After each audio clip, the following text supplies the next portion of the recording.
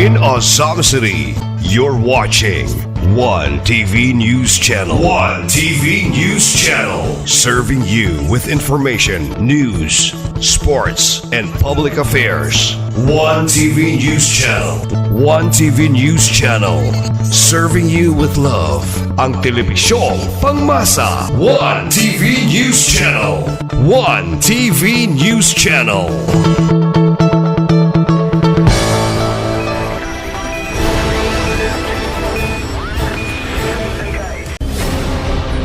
One TV special report.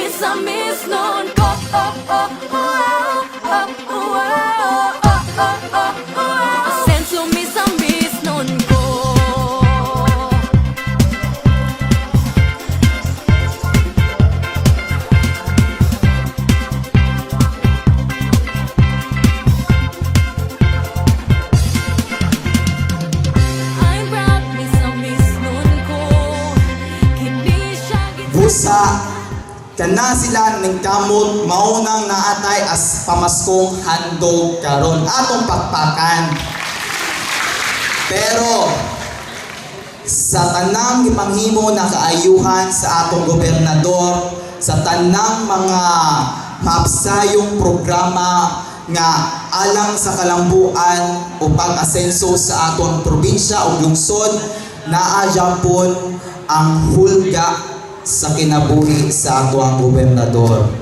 Ang resgo nga or ang death threat sa atong gobernador, una na ana katong congressman pa siya, katong sniping incident sa Dakbayan sa Tanggo nga maoy hinungdan sa pakamatay sa atong vice governor candidate nato nga si Honorable Gutierrez, no? Aside ana nahitabo na po ang bombing incident kung asa ko nagikan sa lungsod sa Clarin, no? Sa dapit sa Suma na house gabi pa kayang tako.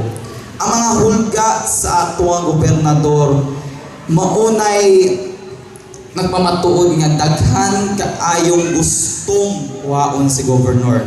Musugot ba mo nga mawala si governor dili? Oh. Bisan pa sa mga death threats o sa mga hulga nga nahitabo sa atong governor, nagpadayon gihapon ang mga programa na kaayuhan o sa pagpalambo sa atong lungsod, sa atong barangay o sa atong probinsya. No? Si governor o kauban ang mga board member, vice governor, district congressman o mga lideres sa munisipyo o sa lungsod sa panahon na padayon gyapon sila sa ilang tinguha tumong nga mo asenso ang matag Pilipino, ang matag misamisnon dinhi sa atong probinsya. Kay tungod sa unang panahon saksi ng tanan nga ang probinsya sa Misamis Occidental na puno o kangitngit, kadulong o mga hulga sa atong peace and security dinhi, no? Sama sa Dakbayan sa Usamis.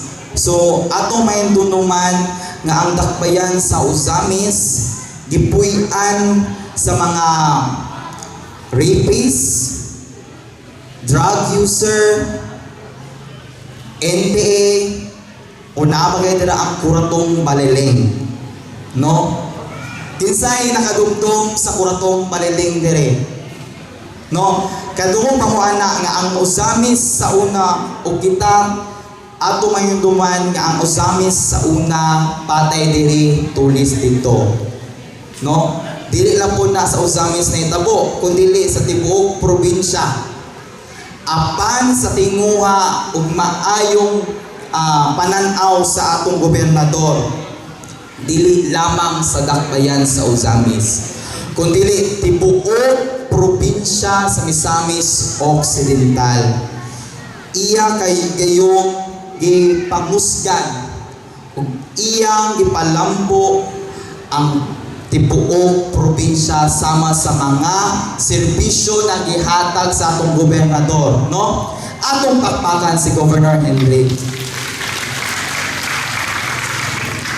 Apan tungo sa determinasyon, pagpaningkamot ug taas nga pananaw sa atong gobernador nga pag-uhon ang imahe dili lamang sa dakbayan sa Uzamis, kundi sa tibuok probinsya sa Misamis Occidental, pinaagi sa paghatag sa mga kinahanglang social services. So nakita naman nato na ang mga pamasunghandog o uban pa mga infrastruktura o pang-develop sa turismo.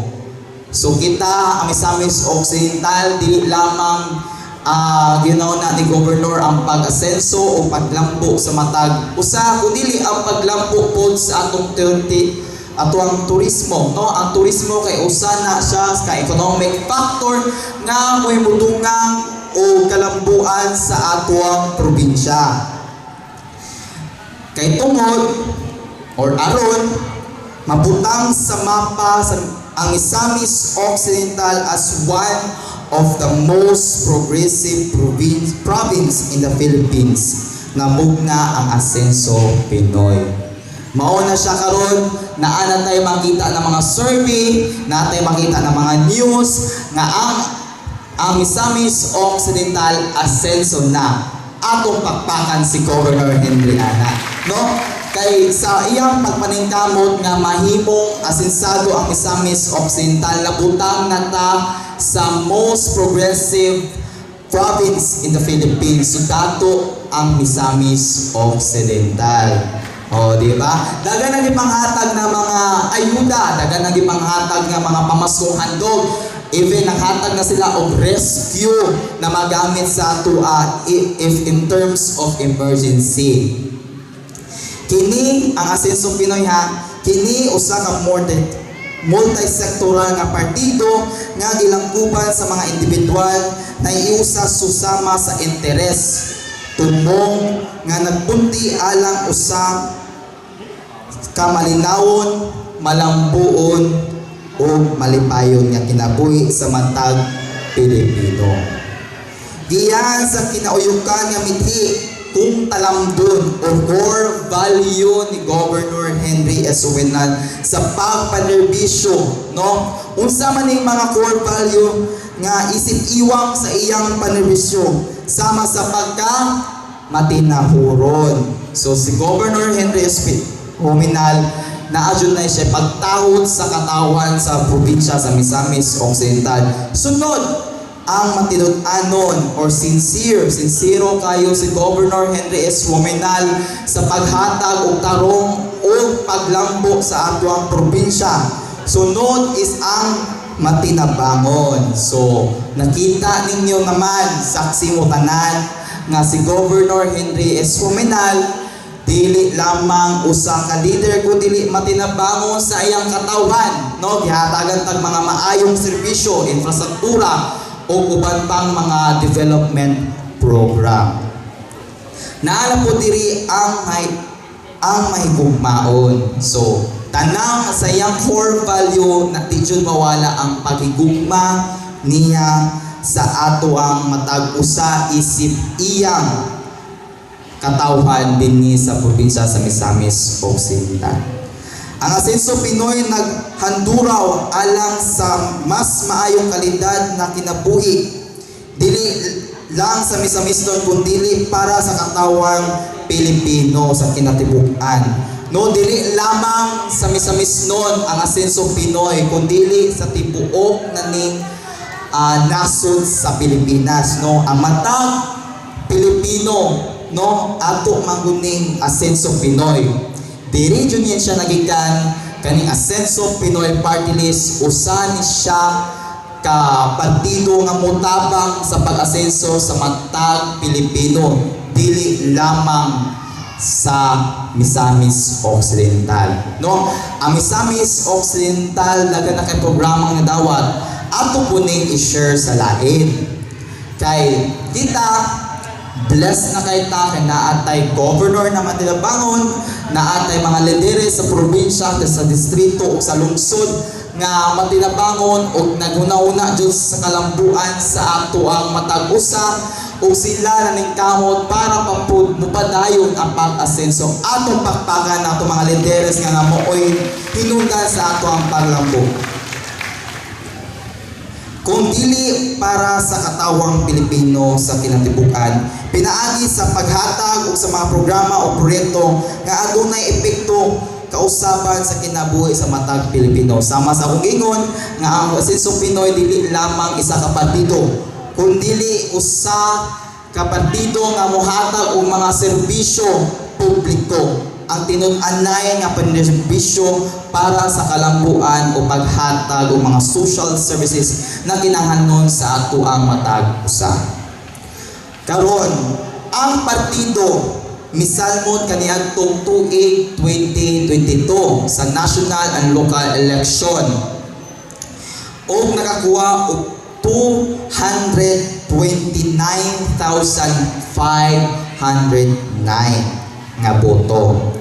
Apan nakulang kung kulang 9,202 no para makarga sa House of Representatives ang usa ka representante sa atong Asenso Pinoy Party List.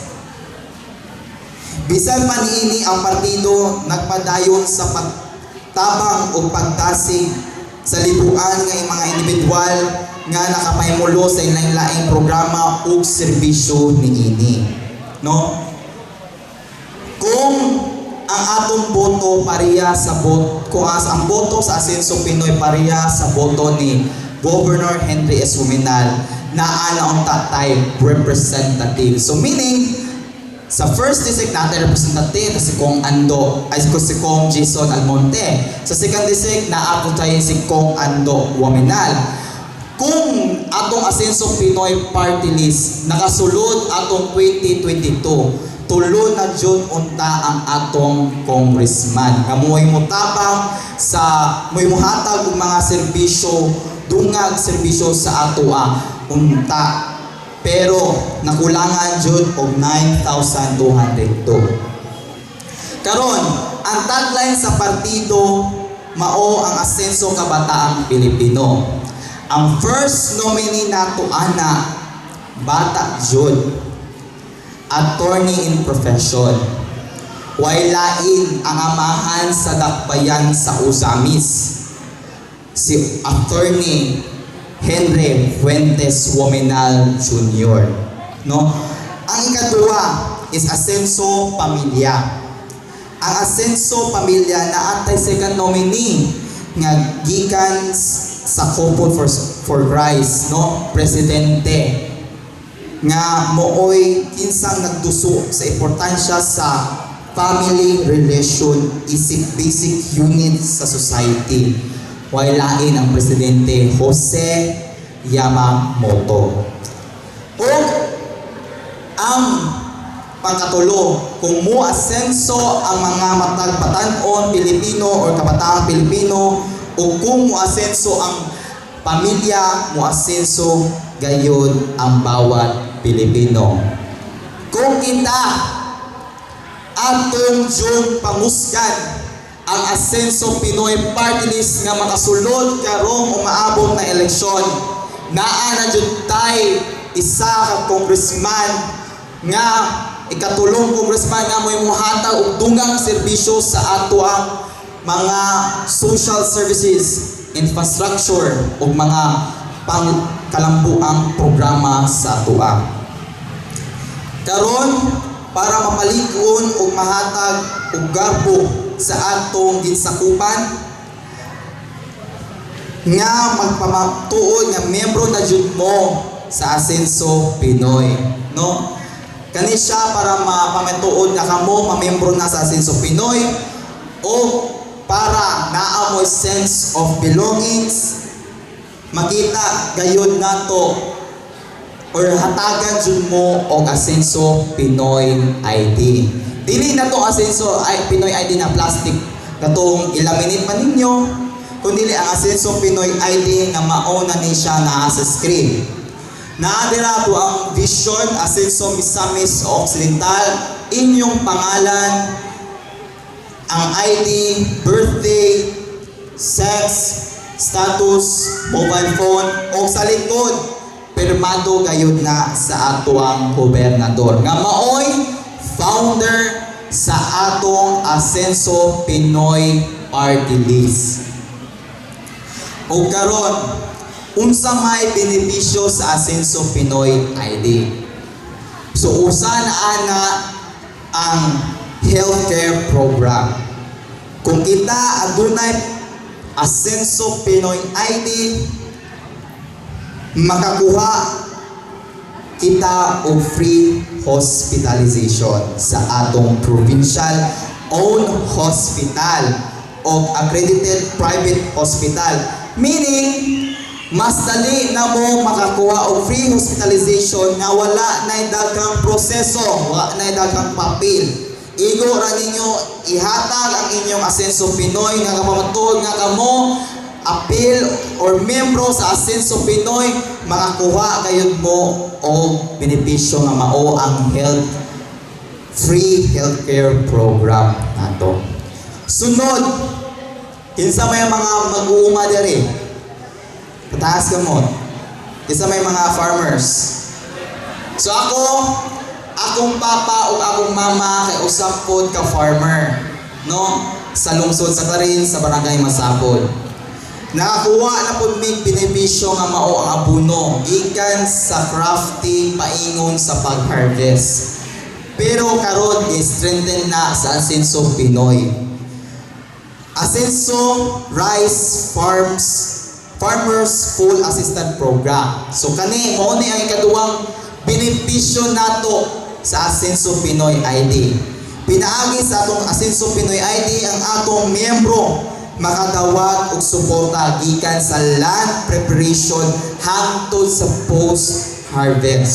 So gikan sa paglimpyo sa basakan o sa panahangtod sa pag-harvest nato sa atong uma, makakuha gyapon ta og benepisyo ana. Pinaagi sa pangtanyag og libreng abono sa tibuok proseso sa agrikultura, ang mga mag-uuma makadungag sa ilang produktibidad, makapauswag sa abot ug ani ug makapauswag sa ilang kita. Kung di ba, kung daghan tang abot, daghan tang ma-harvest, daghan puntang makuha nga kita. Tinuod dili. Ang ikatulo, mao ang Educational Development Program.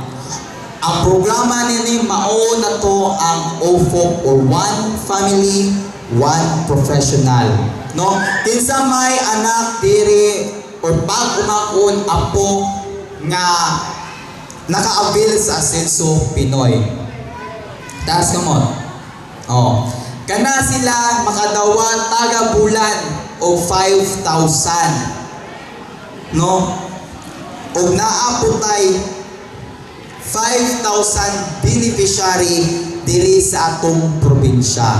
No? Gipaningkamutan jud na sa atong Governor Henry S. Suminal na makahatag og One Family, One Professional. Kung para ang isa ka pamilya na anagyoy isa ka professional, pinaagi sa tabang nga One Family, One Professional. Kini nga programa gimugna sa atong partido, no, sa atong Asenso Pinoy aron matag pamilya adunay mo graduar nga professional. Ang maong professional tungod sa iyang kaalam na nakuha dako og posibilidad nga makakita og trabaho. Ug kung siya makakita og trabaho, matabangan niya ang iyang pamilya ug tungod niya na muminos ang poverty rate sa atong probinsya. No? Kung once nga makagraduate ang isa ka estudyante sa isa ka pamilya, may mo gayon na siyang posibilidad nga makakuha o maanindot nga trabaho. Kundiin, mao'y mutabang sa pamilya para mulambo sa kalisod, no? Para mawala sa kalisod, no? Kanang since one family, one professional, dako kayo nagtabang sa ato ang mga estudyante. Labi na kani ato ang mga relisay karon, usapon ni siya sa mga beneficiaryo nga pamatuod nga nakagraduate sila nag-assistan sa ato ang one family, one professional. Atong pakpakan ng ato ang gobernador o ato ang Asenso Pinoy. Ang ikaupat, mao ang social services. Naglangkob niya na ang pamasong handog nga mooy annually na to makuha taga Pasko. Kung kita katawhan sa Misamis Occidental, buotan. No, usay pasabot sa buotan. Kung kita ni abay sa Asenso na partido, no? Handog sukat, congressman pa si governor, ihatag na niya ang pamasong handog dito sa Distrito 2. Karon mo siyang gobernador, ipagayong gihapon niya ang pamaskong handog para sa tibuok Misamis Occidental. Atong pakpakan atong gobernador ana. Karon ato pa kini mas mapalapad aron tanang pamilya sa probinsya malipayon nga mo sugat sa Pasko nga adunay handa sa Noche Buena. Kinsa pa dili ganahan mo dawa sa pamaskong handog, di ba wala? Because it will help us to have at least a celebration for Noche Buena. Nagtinguha kita nga karon nga tuig, more than 3,000 families ang matagaan sa maong programa apil sa ni Ana ang mga ayuda para sa senior citizen. No, natay mga ayuda na ihatag sa atong Asenso Pinoy party list. Naapotay for PWD, Fishers Folks, LGBTQIA members, barangay workers, o uban pa. Adunay sa kitay burial assistance, simpako lang. Naapunta alang sa miyembro nga upanaw, no? Kini nagpamatuon nga bata, idaran, bayi, laki, buhi o patay, ang Asenso Pinoy naa kanunay. Atong pakpakan ng Asenso Pinoy. No? Ang Asenso Pinoy na adjoy programa alang sa mga katawan sa Misamis Occidental nga para kita mo-asenso, para kita matabangan sa atong essential needs o para po matabangan ta si Pako kung naay mamatay. Ang Asenso Pinoy naa kanunay idungag pa nato kung aduna kitay Asenso Pinoy ID. Priority kita sa mga government transaction kanang makatabang gayon kanato aron mas mapadali atong mga tuyo o concern sa mga opisina atong pakpakan gayon ang Asenso Pinoy Party List. Kung naa tay Asenso Pinoy ID, meaning na mas mapadali nato ang atuang transaction sa taga-opisina sa gobyerno. No? Kung natay katuyuan sa munisipyo, ato lang ipresentar ang atong Asenso Pinoy ID, mas madali atong transaction. Kung muadto ta sa probinsya, sa governor's office, naapon na yung mga benepisyo na ihatag kung gusto mo magbuha o ayuda o uban pang assistant, mas mapadali pa na kung naagayon tayo Asenso Pinoy ID. Karon, istorya isa-isa na nako kung unsa ang benepisyo sa Asenso Pinoy ID. Naapunay kalakip nga responsibilidad, no?